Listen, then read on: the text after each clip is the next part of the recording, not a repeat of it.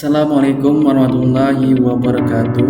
Perkenalkan, nama saya Adi Bastian dari program studi Sistem Informasi Fakultas Sains dan Teknologi UIN Sultan Taha Saifuddin Jambi. Pada video kali ini, saya akan memperkenalkan program studi Sistem Informasi sekaligus membahas materi kewarganegaraan tentang sistem pemerintahan dan otonomi daerah. Sebelum masuk ke materi, saya akan memperkenalkan terlebih dahulu program studi Sistem Informasi.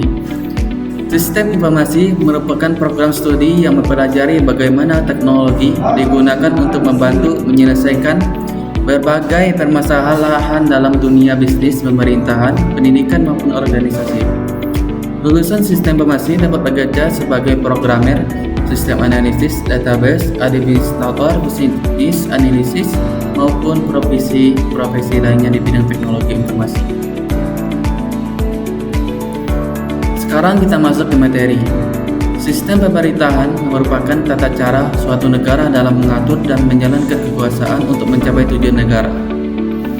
Sistem pemerintahan juga mengatur hubungan antara pemerintahan, lembaga negara, dan masyarakat agar penyelenggaraan negara berjalan dengan baik. Ada 3 macam sistem pemerintahan. Pertama, sistem presidensial. Kedua, sistem parlementer. Ketiga, sistem campuran atau semi presidensial.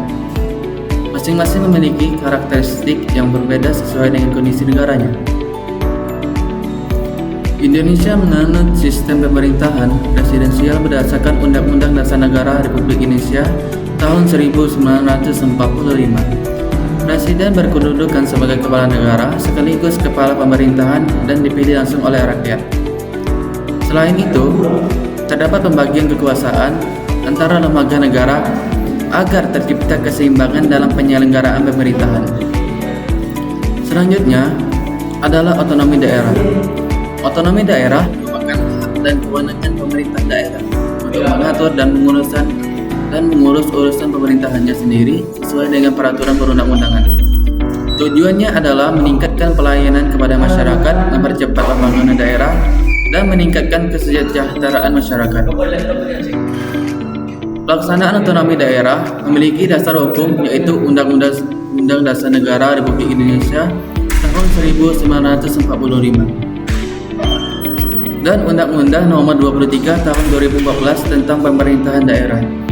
Dalam pelaksanaannya, terdapat pembagian kewenangan antara pemerintahan pusat dan pemerintah daerah agar pemerintah berjalan lebih efektif.